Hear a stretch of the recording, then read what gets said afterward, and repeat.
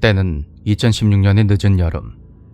당시 25이었던 저는 어릴 적 꿈이었던 방송국 막내 스텝으로 취직했습니다. 어머니와 주변 친구들은 영화나 드라마 제작 현장은 무척 거칠고 힘든 곳이라며 그렇게 저를 말렸지만 그 정도 각오는 이미 돼 있었죠. 사람의 인생을 화면으로 옮기는 건 당연히 쉽지 않은 작업이니까요. 그렇게 열정과 패기가 넘쳤던 저는 면접에 합격한 후 곧바로 현장에 투입되었습니다. 근무 시간은 하루 최대 16시간을 넘기지 않으며 하루 급여는 15만원, 월 평균 20일 이상을 일하도록 계약을 했습니다. 월 평균으로 따지자면 최소 300만원의 돈을 벌 수가 있었고 수면 시간도 보장이 되었으며 현장 선배들은 오랜만에 막내가 들어왔다며 절 잘 챙겨주었죠. 이름만 대면 알만한 배우들도 저를 막내야 막내야 하며 친근하게 불러주었고 그때는 정말 이런 현장이라면 평생 열심히 일할 수 있을 것만 같았습니다. 저는 이렇게 좋은 팀에 최소한 피해는 주지 말자는 생각으로 그렇게 일을 배워가며 부지런히 뛰어다녔습니다. 그렇게 6개월이란 시간이 흘렀습니다. 현장 분위기에 나름 익숙해지면서 친구도 생겼고 그 무렵에는 감독님과 장난을 칠 여유까지 생겨서 휘파람까지 불고 다녔죠. 하지만 즐겁고 행복했던 저의 시간들도 여름이 되면서 점점 달라졌습니다. 하루 16시간, 일주일에 68시간씩 일을 하다 보니 몸과 마음이 약해지는 겁니다. 겉으로는 웃으며 열심히 일했지만 속은 점점 무너져갔고 과연 내가 이런 삶을 살아갈 수 있을까? 이렇게 힘든 일을 업으로 삼을 수 있을까 하는 생각에 무기력해졌습니다. 그렇게 한동안 야외 촬영을 감행하던 어느 날 2박 3일 연속으로 세트장 촬영이 잡혔습니다. 드라마 속 주인공들의 집이 한데 모여있는 곳에서 일할 생각에 기분이 좋아졌죠. 왠지 시청자들은 모르는 드라마의 뒤편을 알고 있는 것 같은 생각에 괜히 어깨가 으쓱하기도 했는데 이게 웬걸 촬영하는 양이 평소의 2배가 되는 겁니다. 연출부였던 저는 사소 형님들과 함께 그날 촬영분을 맞추기 위해서 에어컨 밑에서도 땀을 뻘뻘 흘리고 다녔고 그날은 추가 급여를 받고 20시간을 일하게 되었습니다. 그렇게 시간이 지날수록 심신의 스트레스는 극에 달해졌고 촬영을 마치고 나니 새벽 3시가 다 되어 있었습니다. 제작사 측에서는 세트장과 가까운 곳에 숙소를 잡아주었고 다들 빨리 숙소로 이동해서 쉬고 싶은 눈치였죠. 하지만 그날따라 몸이 너무 무거웠던 저는 밖으로 나가는 것조차 힘이 들었고 고민 끝에 사수 형님의 허락하에 세트장에서 자기로 했습니다. 뒷정리를 마친 후 모든 스태프들이 빠져나갔고 전 새벽 3시 반 무렵에 세트장 2층에 있는 작은 쪽방으로 향했습니다. 그곳은 벽면 한쪽이 통유리로 돼 있었는데 유리창을 통해서 세트장 전체를 내려다볼 수가 있었죠. 제작팀이 그곳에서 현장의 전체적인 분위기를 확인하거나 피곤할 적에 가끔 잠을 자곤 했었기에 기본적인 침구류는 물론 미니 냉장고와 화장실까지 있어서 하룻밤을 보내기엔 안성맞춤이었습니다. 그런데 하루 종일 찌든 몸을 씻기 위해 1층 샤워장으로 들어간 순간 갑자기 등골이 오싹해졌습니다. 100평이 훌쩍 넘는 세트장에 혼자 덩그러니 남겨져 있다는 것이 그제서야 실감이 났던 겁니다.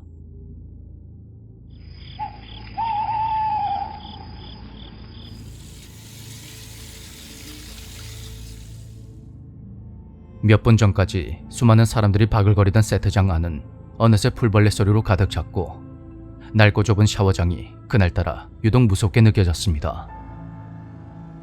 후딱 씻고 나와보니 눈앞에 어두컴컴한 빈집이 보이더군요.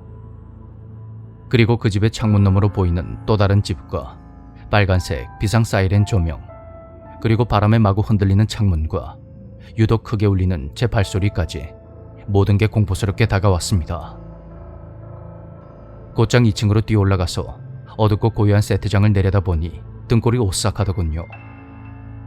내가 대체 무슨 생각으로 여기서 혼자 잔다고 했을까 후회가 밀려왔습니다. 전 혼자 궁시렁대다가 어느새 잠이 들었습니다. 얼마나 지났을까? 저는 엄청난 한기를 느끼며 눈을 떴습니다. 그런데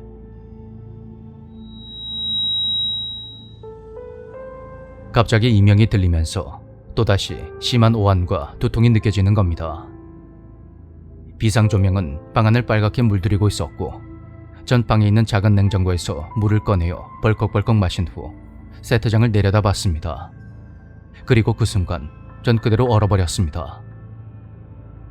세트장 중간에 있는 커다란 경찰서, 그 창문 너머에 어떤 남자가 부동 자세로 서 있는 겁니다. 스포츠형의 짧은 머리에 보통 체격을 가진 남자. 처음에는 세트장에 남아있는 스텝이 있는 줄 알았습니다.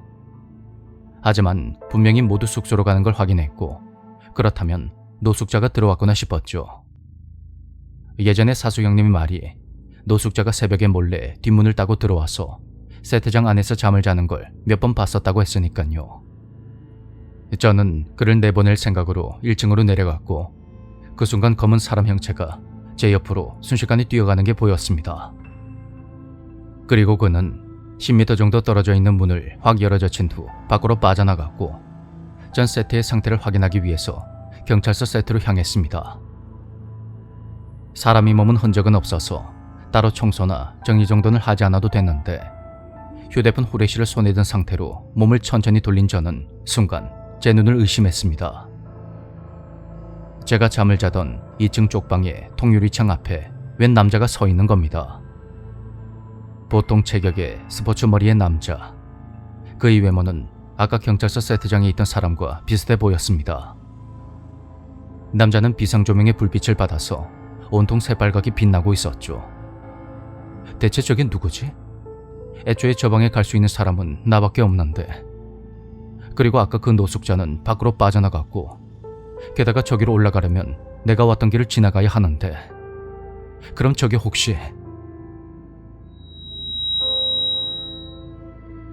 생각이 거기까지 미친 순간 또다시 오한과 이명이 왔고 남자를 자세히 보기 위해서 천천히 다가가던 저는 경악하고 말았습니다. 물병을 들고 서 있던 그 남자는 바로 저였던 것입니다. 머리 스타일이며 체격에 인상 쓰고 있는 표정까지. 그것은 말 그대로 저와 똑같은 모습을 한 남자가 절 빤히 쳐다보고 있는 겁니다. 그렇게 제가 잠시 멍해진 찰나 남자가 물병을 내려놓고 1층으로 내려왔고 전 세트장 출구까지 전속력으로 뛰기 시작했습니다. 그렇게 뒤따라오는 남자를 간발의 차로 피해서 밖으로 빠져나간 저는 이를 악물고 주차장 쪽을 지나 경비실까지 뛰어갔습니다. 그리고 자고 있던 경비 아저씨를 마구 흔들어 깨웠습니다. 그런데 아유 진짜 또 왜?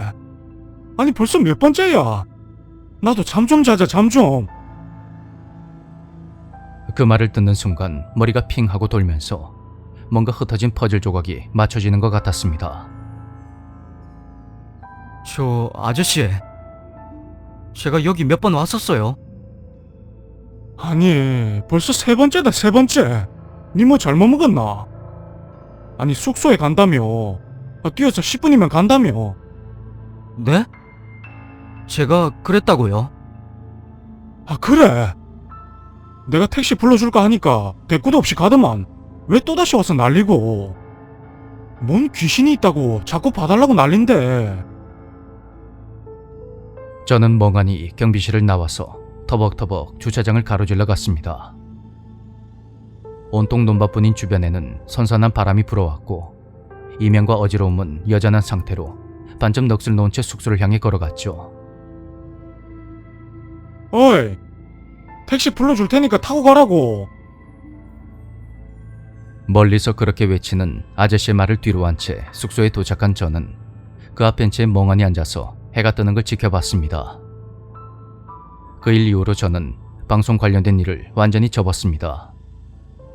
그리고 제가 참여한 작품은 끝내 보질 못했는데요.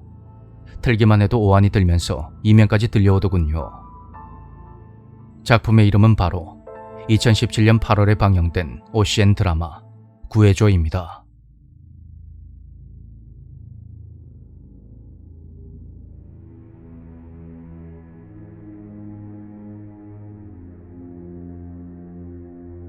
안녕하세요. 제가 중국 유학 시절에 겪은 일을 제보해 보겠습니다. 이야기에 앞서 전 중국인 자체를 비하할 의도가 전혀 없으며 제가 겪은 이 일은 과장 없이 있는 사실만을 간추린 것임을 밝힙니다. 당시 중국에서는 한류 붐이 일어나서 2PM이나 슈퍼주니어 등 한국 아이돌 그룹이 엄청난 인기를 누리고 있었습니다. 그 영향 덕분인지 중국 여학생들이 저를 비롯해서 한국 남학생들을 되게 좋게 봤었는데 실제로 고백을 받은 적도 있었지만 그때 저는 여자친구가 있어서 거절을 했습니다. 그러던 어느 날 중국인 여학생 A가 저에게 고백을 해왔고 전 여자친구가 있다는 이유로 거절하며 미안하단 말을 전했습니다. 그런데 언제부턴가 A가 제가 가는 곳에 항상 나타나더군요. 학교에서 쉬는 시간이 되면 무조건 우리 반으로 왔고 제가 식당으로 가든 PC방을 가든 그녀는 제 앞에 모습을 드러내며 절 힐끔거리고는 했습니다. 처음엔 기분 탓이려니 하며 무시했고 그렇게 한 달 정도가 지났습니다. 전 학교 안에 있는 국제부 기숙사에 살고 있었는데 방에 조명을 켜고 다니는 습관이 있었습니다.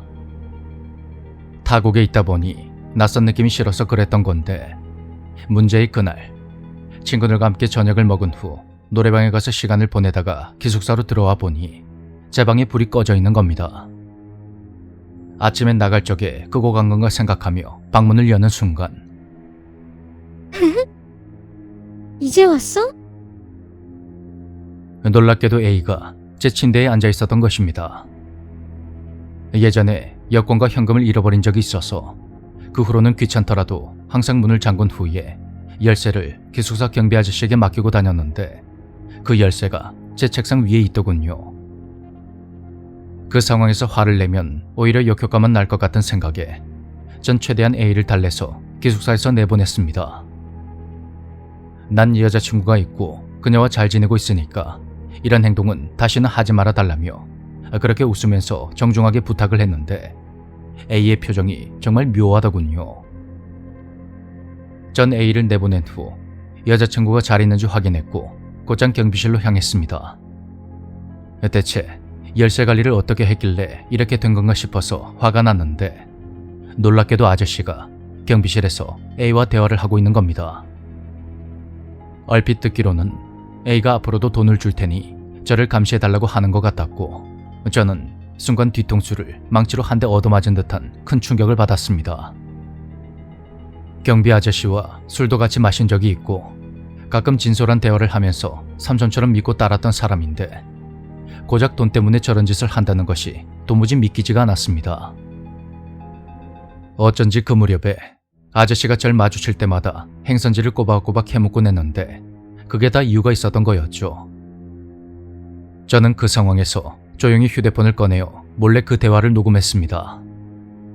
그리고 고민 끝에 다음날 담임 선생님을 찾아가서 그것을 들려주며 도움을 요청했고 선생님은 불같이 화를 내며 경비실로 가서 따졌습니다.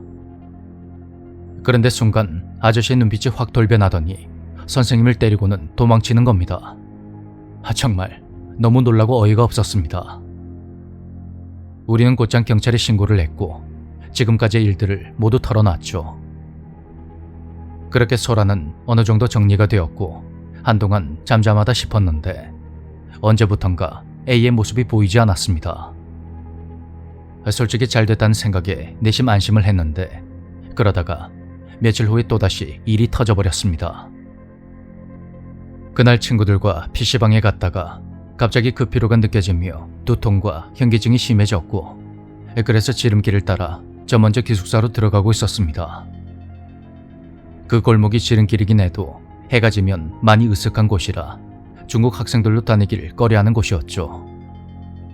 하지만 그때는 두통이 너무 심해서 빨리 기숙사에 가서 쉬고 싶은 마음에 별 생각 없이 그 길을 택했던 것 같습니다. 그런데 골목의 으슥한 틈에서 갑자기 사람 2명이 불쑥 튀어나오는 겁니다. 정말 놀랍게도 그들은 A와 경비 아저씨였습니다. 제가 그때 마침 휴대폰을 PC방에 두고 오는 바람에 그걸 가져다 주러 친구들이 와줬기에 망정이지 녀석들이 아니었다면 전 나쁜 일을 당했을지도 모릅니다. 그 경비 아저씨가 몸에 칼을 지니고 있었던 것입니다. 나중에 경찰에게 붙잡힌 아저씨는 살인 미수까지 있는 전과자였고 제 여권과 현금을 훔친 것도 바로 그 사람이었다고 합니다. A는 그 일로 학교를 그만뒀는데 들리는 소문으로는 정신병원에 입원했다고 하더군요. 저는 이 일을 계기로 중국 유학을 포기하고 한국으로 들어왔습니다. 지금은 친구들과 술자리 안주 삼아 이야기를 하지만 그때만 생각하면 아직도 소름이 돋습니다. 가끔 악몽을 꾸기도 하는데 그 일이 트라우마가 되었던지 밤이 되면 아직도 골목길을 다니는 게 무섭습니다.